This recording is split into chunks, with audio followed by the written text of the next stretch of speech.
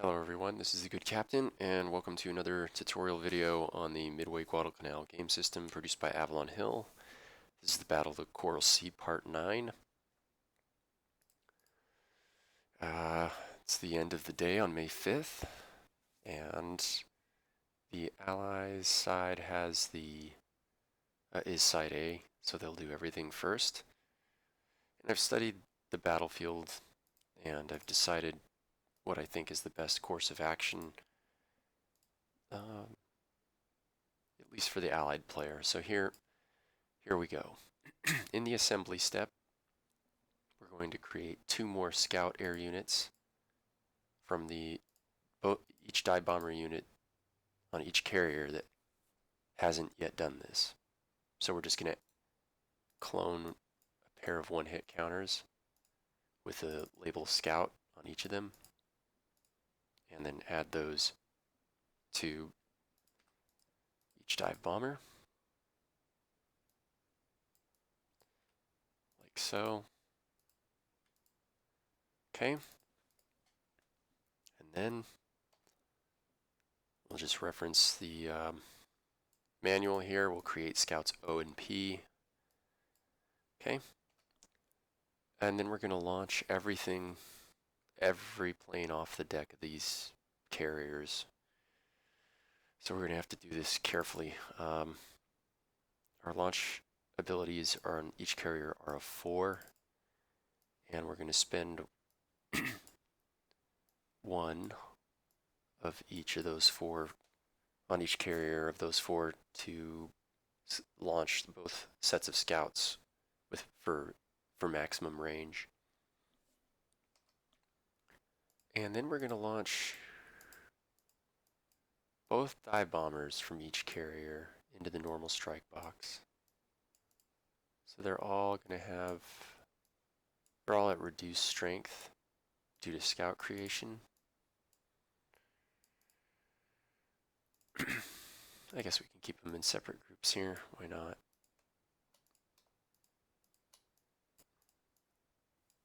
Okay. Yorktown and Lexington in separate groups there, so that's 3 out of 4. And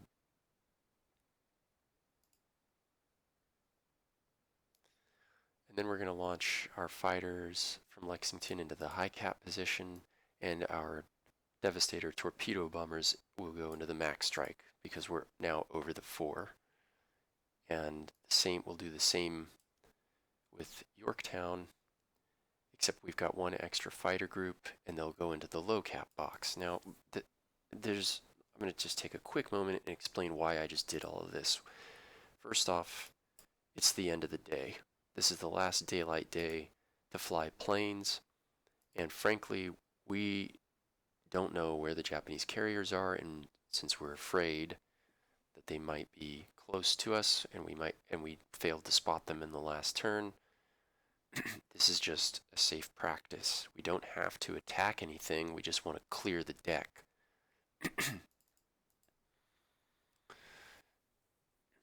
So that's also why we launched all the fighters that we could into the combat air patrol.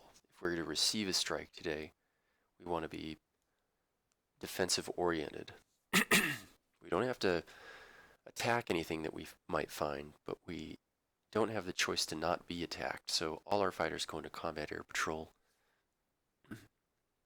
and we leave ourselves the option of attacking whatever we may or may not find. Okay, for the Japanese, they're pretty much going to do the same thing. They're going to launch everything out of Rabaul. And they're going to launch everything off the Shokaku and Zuikaku. Now, the Japanese have the advantage in that they get to see the Americans, what they're going to do first, because the Americans are Side A, or Allied side is Side A. So we just witnessed them launch all their planes. They're strong on defense, they're weak on attack, but they did launch an attack. So we need to be mindful of how close we get, and we need to be mindful of where the Allied carriers move. Right now we're at 5 hex range. This is perfect for a max strike from all of our carrier aircraft. But our launch capacities on the Shokaku and the Zuikaku are only 3, not 4, like the Allied carriers, so we're going to have to play this carefully. Let's go back to Rabal base. I'm actually going to have this fighter group go into high cap, and they're going to fly out of Rabal and provide air cover for our carriers to help augment a defense there, since they're not really, they may not be necessary as escorts. And from the aircraft carriers, so the Japanese side has a sort of a poverty in fighter aircraft. Rabal will be providing our sole combat air patrol for the carrier task force. It's a little bit of a risk. And we're going to launch a raid. It's a 5 hex range raid. So with that in mind, let's make sure the torpedo bombers, 1, 2 from each carrier, are launched in normal strike, and 1 of the dive bombers. And then again, we can double the amount of aircraft launched, but they have to be launched in the max strike box. So the rest of the force from the Zuikaku will be placed in the max strike box and have their range reduced by 1. But again, they're all 6 range aircraft, so they reduce to 5, which is fine.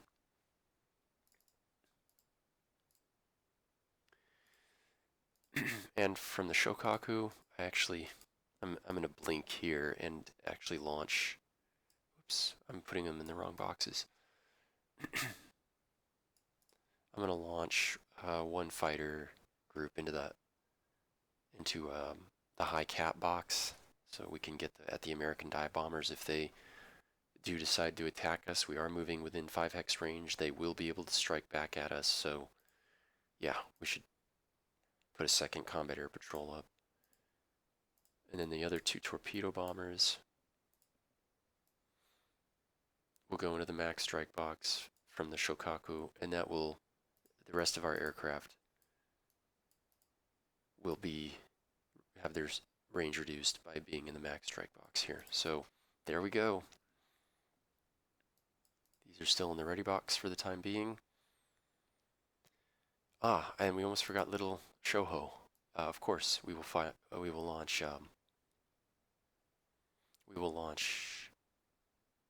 the Shoho torpedo group. Good. Okay, now we go to the assembly step, right? Or the ready step. Yeah, this is actually kind of important too. So in the ready step, we're actually going to, on the Allied side, we're going to leave these units where they are. Again, we're going into a night turn. We don't need these up on deck, ready to go. And there's actually a modifier. If dive bombers attack an aircraft carrier with air units at the ready position, they get a pretty substantial positive modifier. So we don't want to give that to the Japanese. And conversely, we don't want to give that to the Americans if they decide to attack. So we move back into the arming boxes here, here, and here. Now, the Allied player is seeing all of this, and now we know for sure, as the Allied player, before we've moved any air units, we know for sure, or with almost for sure, that the Japanese are in range. Not only that, they're probably within 5 hex range, since they've sort of dialed all their attack groups into a 5 hex range. So before we even launch our scouts on our search board, we're looking to look for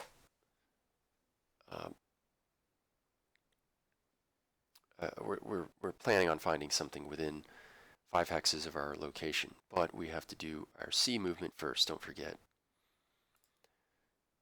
So we move to the sea movement step, and we're already outside of land-based air, and we can move 2 spaces. And we know the Japanese are shadowing us, and they're going to see this move anyway. So we could stay put. We could move, we could charge in, or we could pull back. It doesn't matter. Why? Because we know the Japanese are just going to match our move. So I'd say let's present a conservative play. It at least gives us the option of, or the chance of maybe fooling the Japanese player. If we decide to charge closer at night, let's make it look like we're moving away. Actually, no.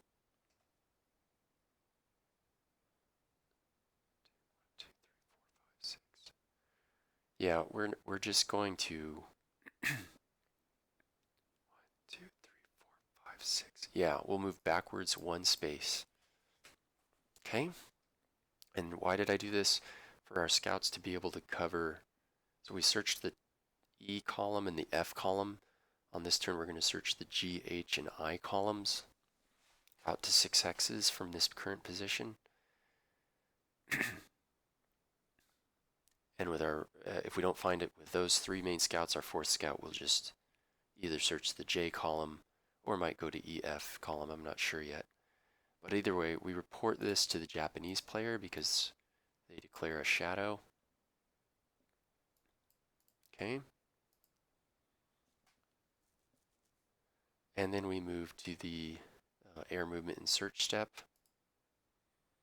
And we start with the allied player first. Or I'm sorry, I forgot to move the Japanese. So the Japanese need to be at 5 hex range. And we really don't want to be closer than that. So we just match the allied move there and move into, is that H6? Yeah. Actually, not sure if that's a land, a speck of land there. So we're just going to use the 2 movement points and move I6, I7. So this is 5 hexes away, and we have no land for sure in this hex. So if the American scouts find us, at least they might not get accurate information. Okay, so we'll place all these units on the board. I'll just place them adjacent to this task force marker here. And off we go. So the first column we're going to search is the G column. And we know the Japanese know where we are, so we just start calling them out. G11, G10, G9, G8, G7, and G6. 1, 2, 3, 4, 5, 6. Good. Next, H10, H9, H8, H7, H6. 1, 2, 3, 4, 5. And H5. Nothing. And then we search the I row. I11, I10, I9, I8, and I7. And okay, here we are. Our first contact since the May 4th.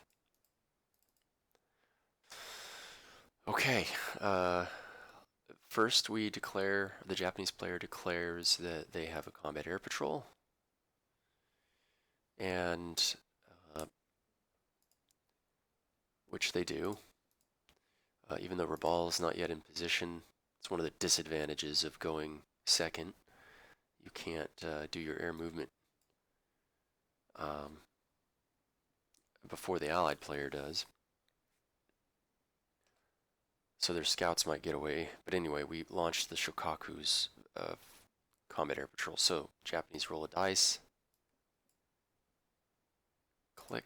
They roll a 2. So there's no way so the allied scout finds it clean and easy. We have a movement point remaining. We'll of course convert that into a search modifier for +2 combined with the +3 for daytime. We get a net +5, and we roll a 10, which modifies to 15. So the Japanese need an 8 or better. No. So yeah, this qualifies for exact information. They have to give us an exact ship count, and of course we find out this is the main body, the strike force.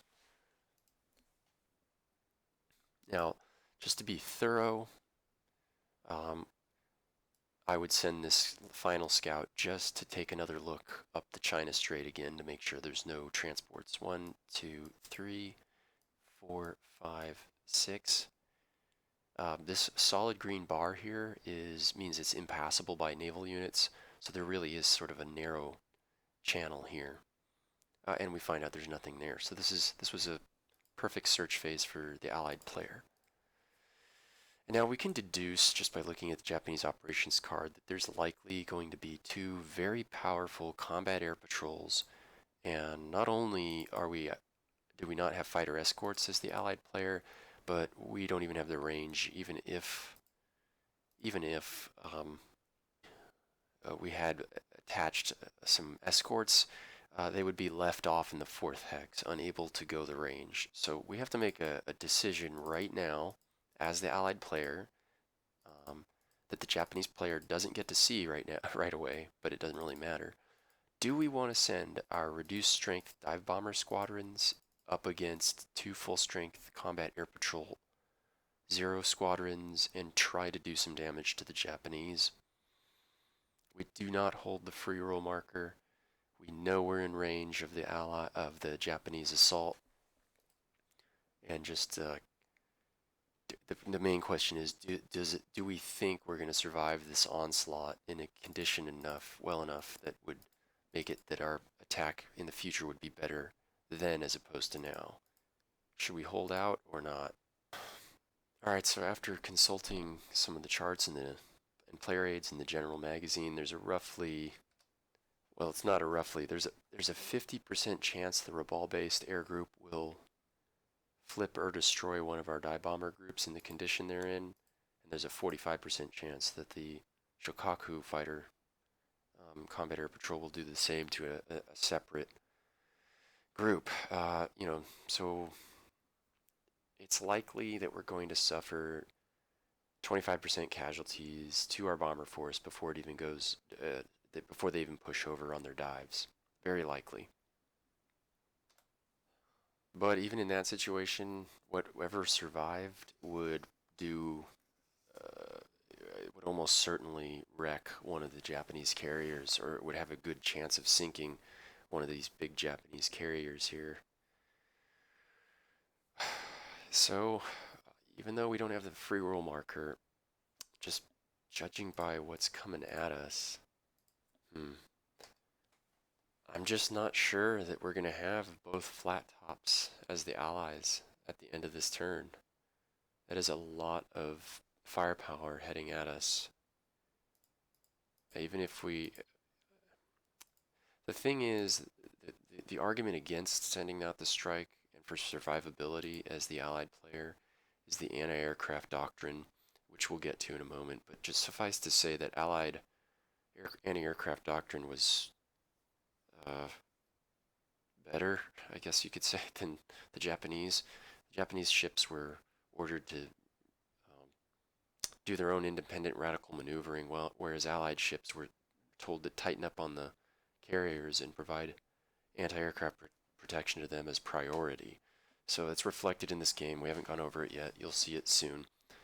So Allied anti-aircraft is much more lethal, and we do have a decent combat air patrol. But I think a bird in the hand is something that applies here. So let's launch. So we go 1, 2, 3, 4, 5. Okay. The Japanese player doesn't know if we're attacking him yet or not, though. That's one thing they can't see. Then we go to the Japanese side, and we have to resolve the combat air patrol for the Japanese flying boat that shadowed our force here. So we're going to roll a d10 as the allies, a 2. So there's no way that the flying boat was shot down.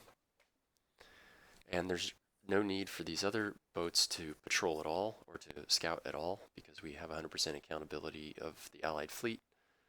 So we just bring our force, and it actually doesn't matter how. We know all of them have the range, so the max strike box doesn't matter anymore. We 1, 2, 3, 4, 5. Okay. And then we will take this opportunity to transfer the Rabal-based combat air patrol to the combat air patrol of the carriers. So the reception is ready. One advantage of being side A is that you get to determine the order of attacks, and that can be important to making decisions. So we're going to have the Japanese attack resolved first. So let's bring all the pieces out that are relevant for that. Okay, and so here we have the setup, and this is how we're gonna. The escort's set up first, and then the combat air patrol does, and you have to go. Even though we have an excess as the combat air patrol, we don't get a breakthrough. Conversely, if you had excess escorts, the excess escorts could break through and just start strafing ships or bases or whatever. But not so with when you have excess combat air patrol. We have to do a full round of combat against fighters. We don't get a breakthrough. However, the Japanese have a deficiency in their attack. They have a poverty in fighter aircraft, and we spent the balance of our fighters to protect our aircraft carriers. So this is the sort of the drawback from that strategy. Okay, so but the Japanese player does get to fight first. But you can see here there's a very likely breakthrough with both of these fighters by attacking this weaker escort. So we will probably take some casualties as the Japanese player. But we've got plenty of aircraft. So let's fire first as the Japanese player. We get to fire first. So we'll use the Shokaku's or the Zuikaku fighter here. Full strength. We fire a D10. A 4 modifies to a 10. As the allied player, we really want at least a 4 or more. And we get a 4. So we only do 1 hit worth of damage against the allied combat air patrol. And now that air patrol will shoot back, but with a reduced rate of 4 instead of 5. Or I'm sorry. Yeah, 4 instead of 5. The 1 hit marker reduces the 5 to a 4. We roll a d10. Ooh. That's a 13. And the Japanese roll a 6, which modifies to an 8. So they both do 1 hit to each other. And these units are just done. That's it. Okay. And now we will resolve the combat over here. The Japanese player selects either fighter, doesn't matter, and rolls a d10. Rolls a modified 9. So we're looking for at least a 3 as the allied player. Oh, we rolled a 2. So that means one of these fighters is flipped. And we'll have to, I'm going to clone this right now so we can mark it for points. Dang, that's what the Japanese really needed too, so good for them. And there's no chance at reroll because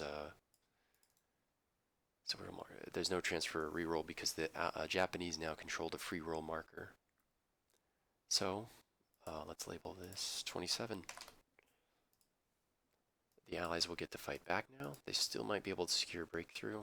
We roll a d10, add in the combined combat factors, so 8 plus 8 is 16.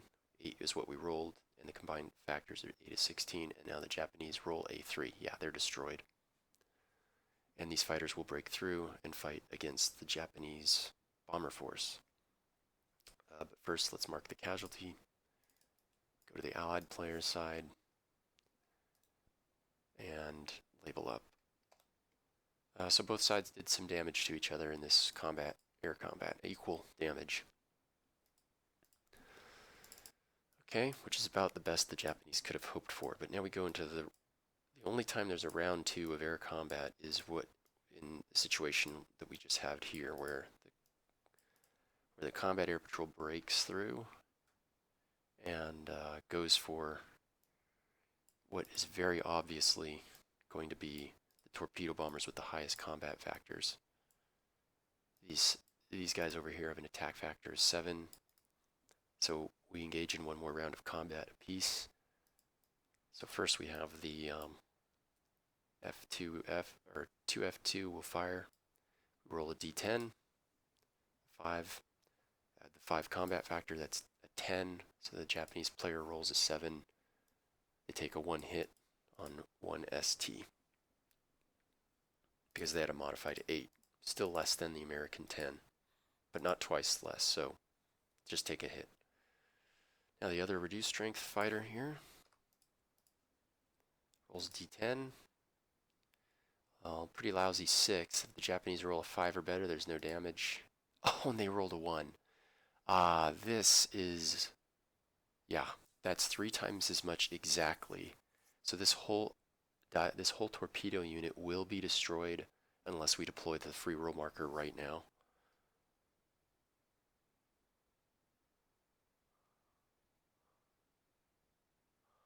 Wow.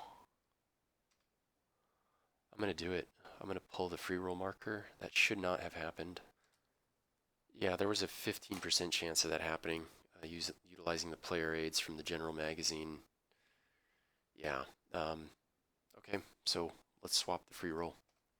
Okay, so we give it to the allied player, and we drop it into the next to the time record track.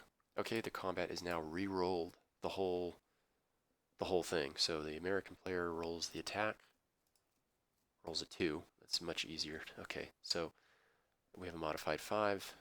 Japanese player rolls a 3, modified 4, so we take a 1 hit. Yeah, that is much better, especially for what we have planned. The air combat is now complete. Now we'll do the air-to-ship combat. So I'm going to go ahead and set up the ships. And we have to space out. We have to have at least 1 empty hex. You have to be 2 spaces away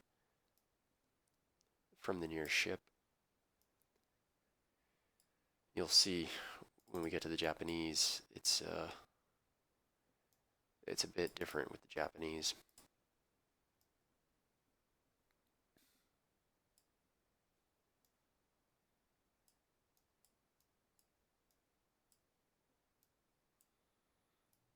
Actually, let's move these here. The destroyers are the next most high value targets because they're in squadrons.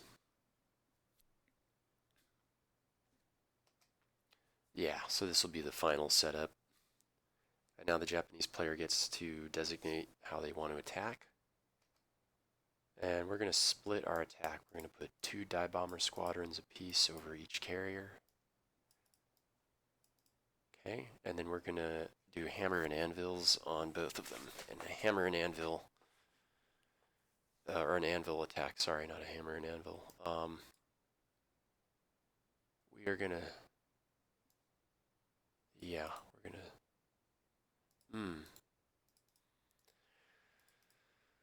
you know, there's an argument for just putting the torpedo bombers on one carrier and the dive bombers on the other. That way we guarantee that we get a good, solid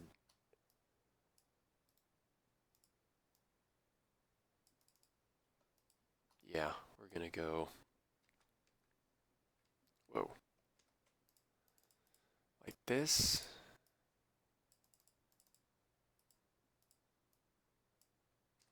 Yeah, we're gonna have a massive torpedo attack on the Lexington.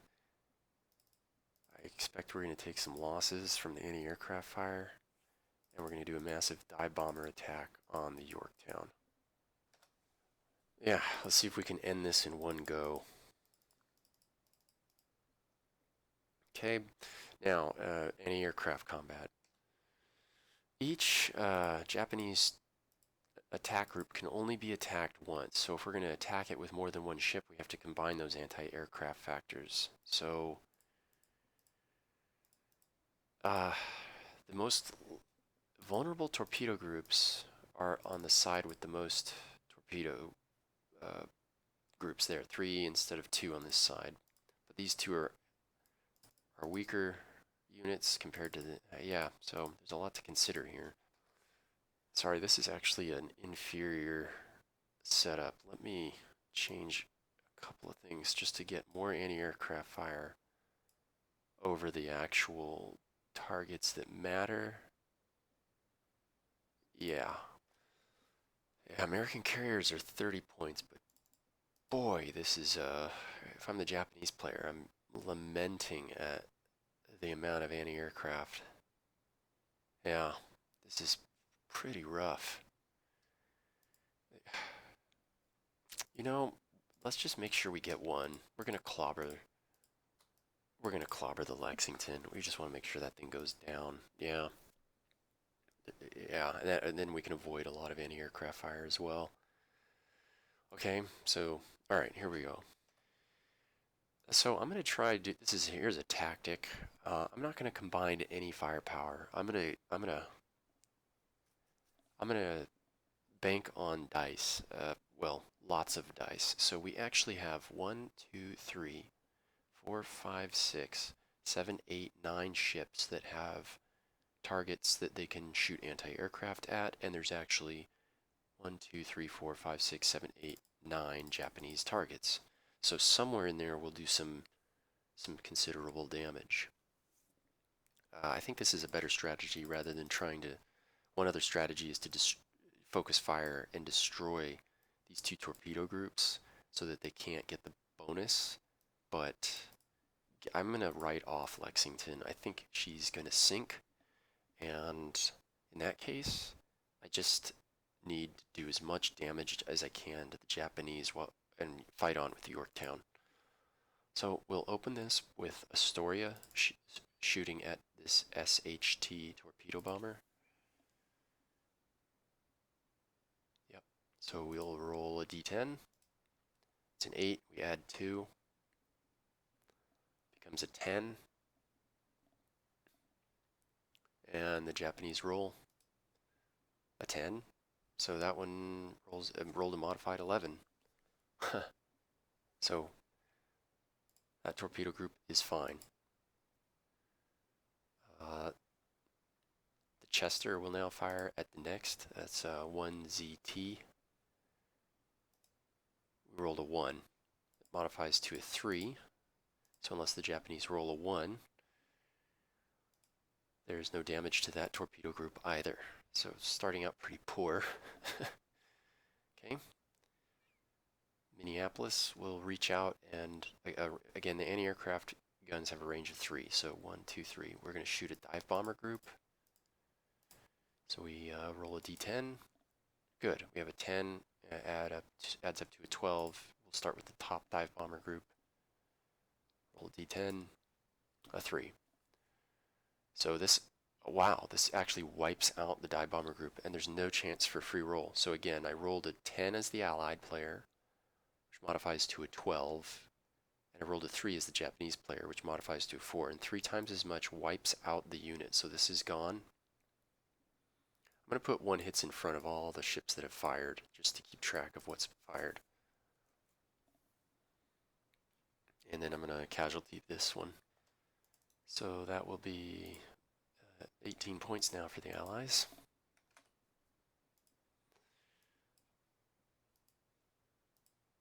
Okay. Next, let's fire the Yorktown, but let's fire her at the top torpedo group here. She's got an aircraft factor of 3, so we'll fire it at, yeah. So we'll fire it at torpedo group 2ZT. We roll a d10, rolls a 5, it modifies to an 8. The Japanese roll a 4, modifies to a 5, so she takes a 1 hit. Next, we'll use Lexington herself and go for the next torpedo group.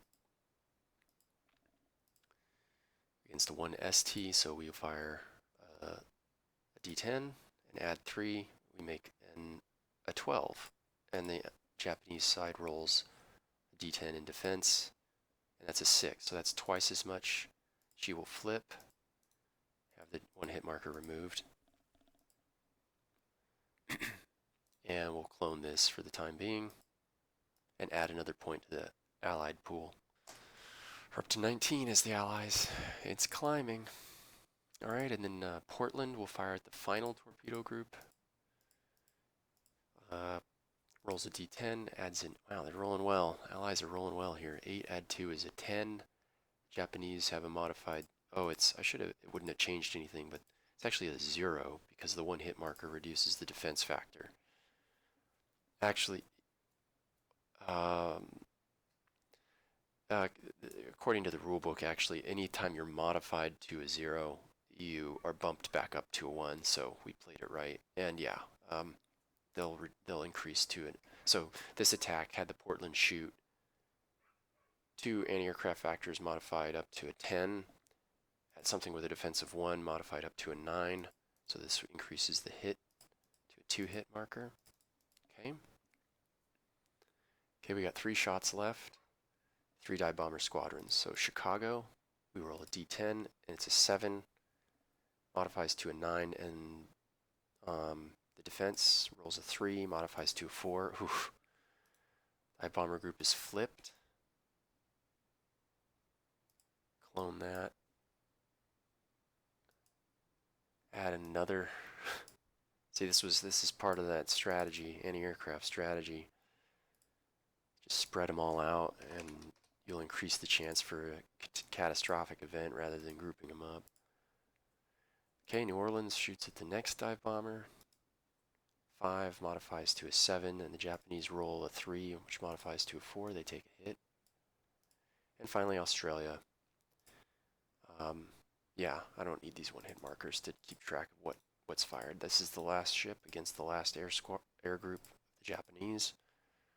Australia rolls a 9. Jeez. Modifies to an 11, and the Japanese roll a 10, and they escape. Nice. They needed some luck. All right. So, the time has come. The torpedo attack is the strongest, so we'll start with them first. We have a 6 plus 3 plus 5 on this side. So that's 14 plus 12 over here. So we're up to 26, but we're not done yet. This might sink the Lexington outright.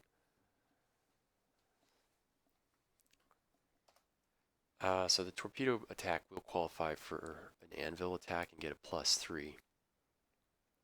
The dive bombers would have applied for, could have had a +4 if there were any aircraft in the Allied ready box on the Lexington, but as you can see, there are not. We prepared for that. So let's launch the Torpedo Strike. I would think this will finish off the Lexington.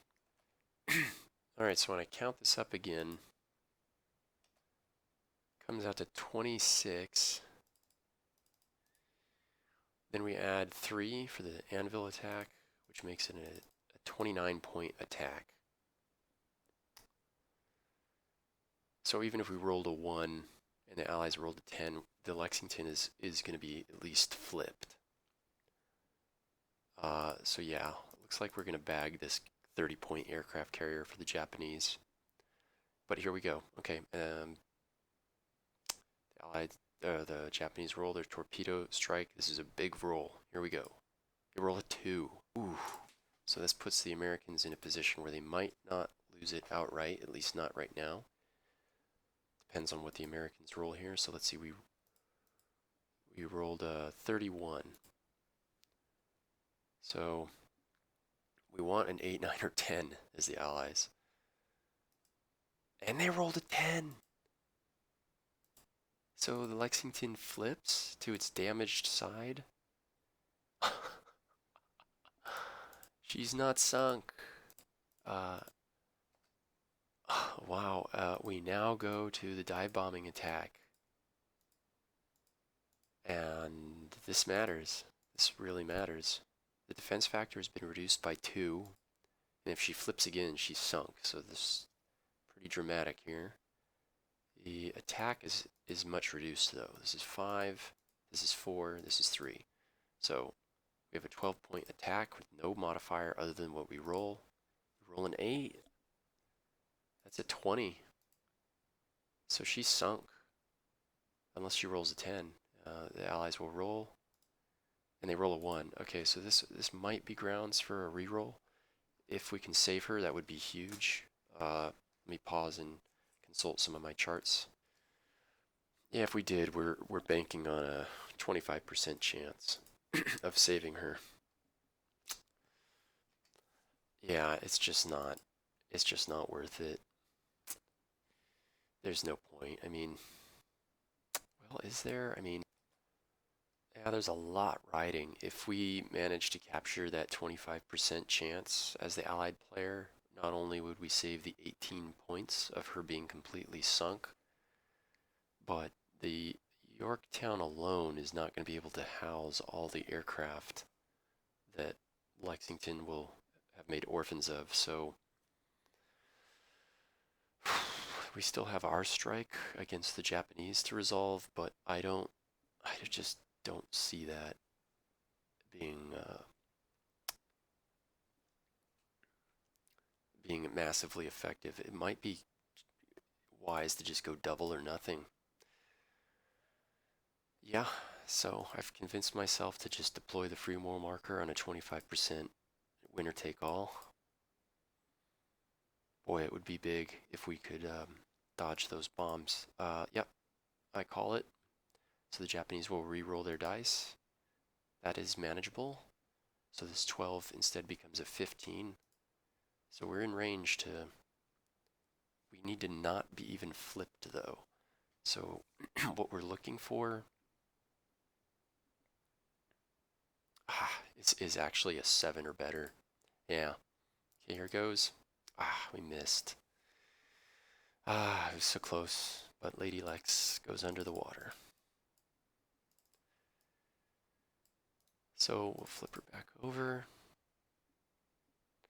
And she sinks with... Unfortunately, she sank with a fighter group on board. That's another reason I should have identified that as a Japanese player. Absolutely, we would want to go for that carrier over the Yorktown. All right. So all this goes to the deep 6 pile.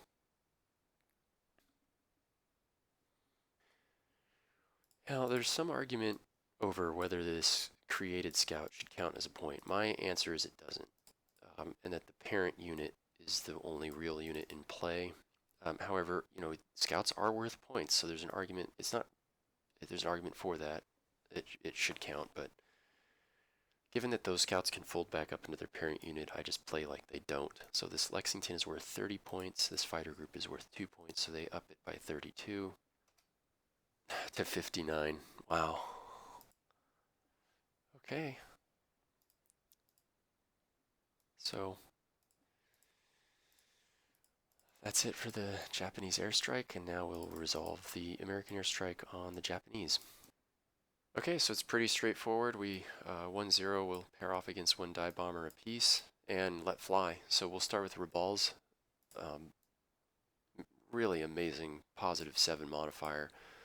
This is certainly going to do some damage. They only rolled a 2, so we modify up to a 9, and then the allied side rolls a 9. Okay, so this did no damage. Wow. But anyway, there's still... So that's done. We set him to the side. A great job by scouting 2 there to avoid that devastation, but really very lucky. Okay, so now the Shokaku fighters will fire +6, still very lethal, and they only rolled a 3, so that, oh no, this might not go so bad for the allied side after all, but let's see what they roll. So we've got a 9 here, and the allied side does not have a free roll marker. We roll a 7, which modifies to a 9. The allied...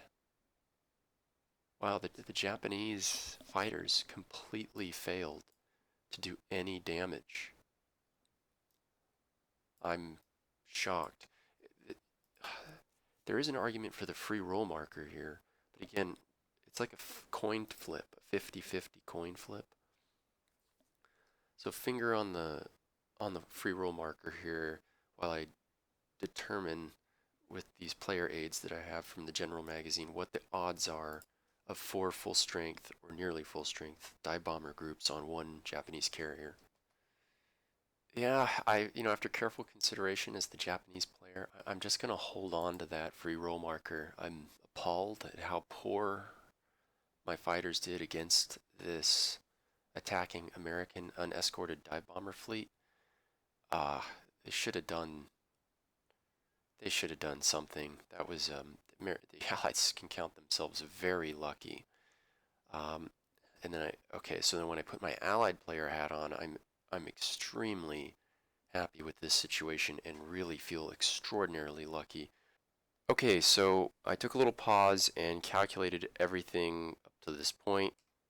The Japanese have something like 60 points. I have to double check it, but it's about 60 after sinking the Lexington, and the Allies have 20. Um, so if I did my math right, the Japanese are for the first time sitting on a victory, as they need 40 more points than the Allies to claim a victory in this scenario. So this is an important move here.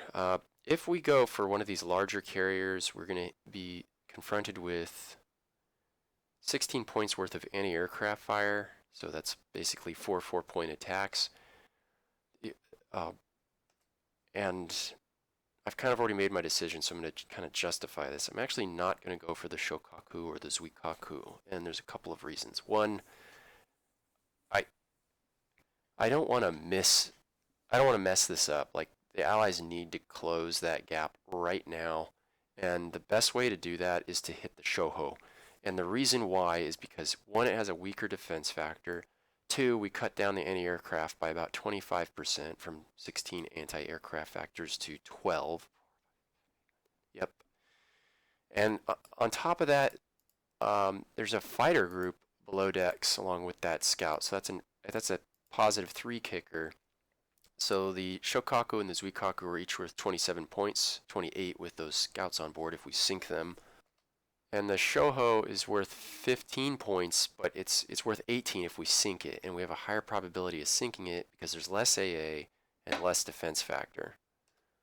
And on top of that, we're down to 1 carrier, and I've calculated we can probably save our dive bomber groups, our better fighter groups, but that's pretty much it. So the best thing we can do is is really twist the blade on the Japanese fighter impairment. So this is a fighter group on board the Shoho, and they'll be down to something like just like a pair of carrier fighter air groups after this, which we might actually be able to gain an advantage over in a future battle. So with all that calculated in, I think the best way to ensure the continuation of the war and not an early defeat here is to drop on the Shoho. All units drop on the Shoho, and hopefully, I mean, she better go under. We're really hoping she goes under. And the Japanese hold the free roll marker now. So it's going to be interesting. Here we go. So there are 5 boats that can make attacks. We're just going to do 3-4 attack, 3 groups of 4. So the Myoko and the Kako will combine together and hit the top dive bomber. The Shokaku will hit the next one, and then the last 2 ships, the Shoho and the Haguro, will hit the 3rd unit down. So here we go. This is it. Let's roll for the Japanese the first round of 4. So 4 add 4 is 8. The defense factor on this bombing group is a 1. And we rolled a 1, so that annihilates this air group. She's gone. Wow. Great shooting. The next, the Shokaku will shoot at the next one down. So this is a modified 10. We rolled a 6, so 6 add 4 is 10. And the Americans roll a 4. Ooh, geez, this bombing group is flipped. And then the final, this is not going well. And we retain that hit because it's a scout, right? And then the final one is this guy here. So a 5 plus 4 is a 9, and the Americans roll a 10. She's fine. Okay, so we end up with 14, 15, 16, 17, 18. An 18-point attack minus 1, 2, 3. A 15-point attack against a 2 defense. Let's get some stats on this real quick. Let me use my player aid here.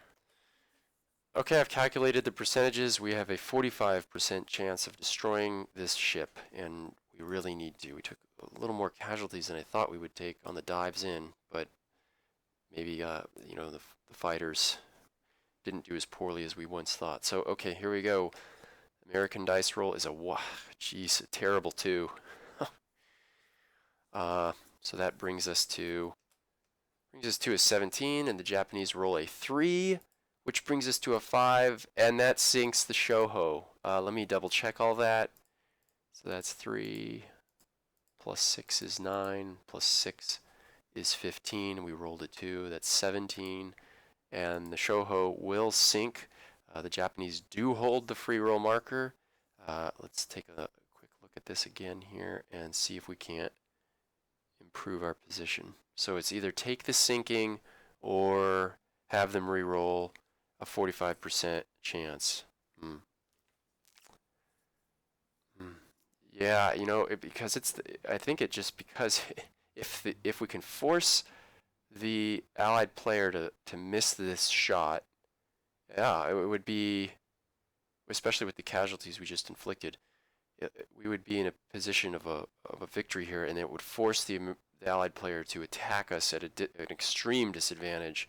We could pull back under cover of land-based air. We wouldn't need to invade Port Moresby actively in this game. We wouldn't need to do any of that. So yeah, the Japanese will deploy the free roll marker to try to save the Shoho and force the Americans to throw again. So this time the Americans rolled a 6, and the Japanese rolled a 1. Oh no! Okay, the gambit did not pay off for the Japanese, and the Shoho is sent to the bottom as well. And that also means that her complement is destroyed. So let me tighten this up and we'll get right back to you. So after carefully counting and recounting the total Allied losses, we can allot the Japanese 63 points. 63 points. And remember, they need to have a 40-point lead over the Allies to claim a victory. The Allies have a 38 point gain here. So the Japanese are ahead, but only by 25. So they will have to continue to seek battle. I'm doing the air return phase now. I should do the Allies first. It doesn't really matter. I did the Japanese first, just to make sure that all their aircraft could get home safe. The orphaned Shoho air group is now part of the Zuikaku, which took appalling casualties over the American task force. So we'll be able to actually repair most of this damage. These 3 hit markers will disappear, and this 2 hit marker will flip to a 1 hit. So we'll be in decent shape tomorrow. Now I'm going to evaluate the Americans, or the Allies. So we're gonna have to make some tough decisions here. The Yorktown is only by special scenario rule has a capacity of 7. So we're gonna now have to pick which air units are gonna go crashing into the sea. I want to keep both these fighter groups because we'll be able to repair that damage overnight. So we'll have 2 full-strength fighter groups for sure. I also want to retain these 2 dive bomber groups. There's no problem with them. So that's 4. We can select 3 more full groups. There's 4 full groups that we're looking at here. This is fully 4 groups. So we have to select, basically, we have to give the Japanese probably a torpedo group is what I'm thinking.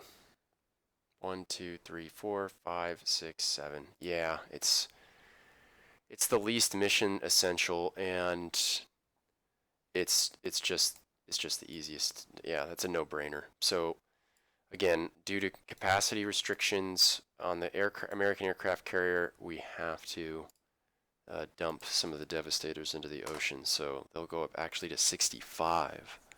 So they've got that 27-point lead. They're so close. They only need 13 more points. The Japanese player is grinding out the win slowly but surely here. Okay, so I've returned all the ships to their task force boxes now, and finally I'm going to dump the free roll marker into the Allied side, because at the end of it all, they at least managed to retrieve the free roll marker, which could be very useful in the future. Just a quick tidbit to tie this up, that in the ready step, the Japanese at Leh base should have gone to the ready box, and these units at Rabaul flew out and just come back to the arming box. And then, of course, the Japanese will return all of their patrol aircraft to Rabaul.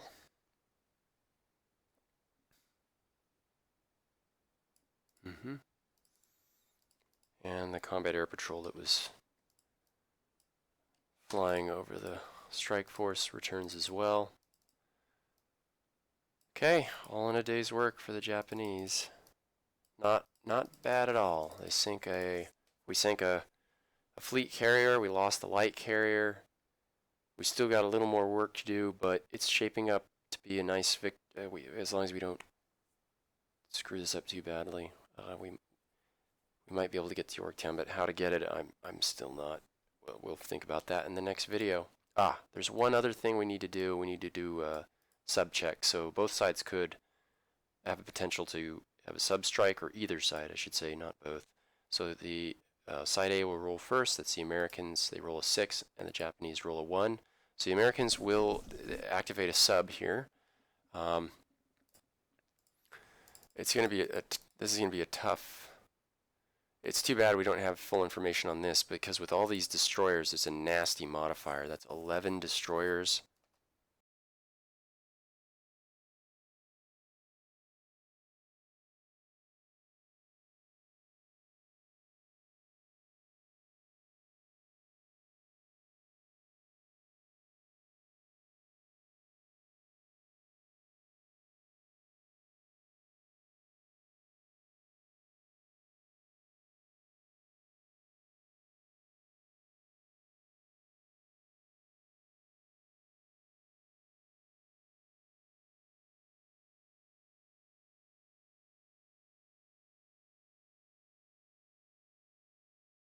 The Allies. Okay, so that's it. I'm just going to close this video here, and we'll talk a little bit about what happened in the next video. Thank you for watching this. All the best from the good captain, and bye-bye.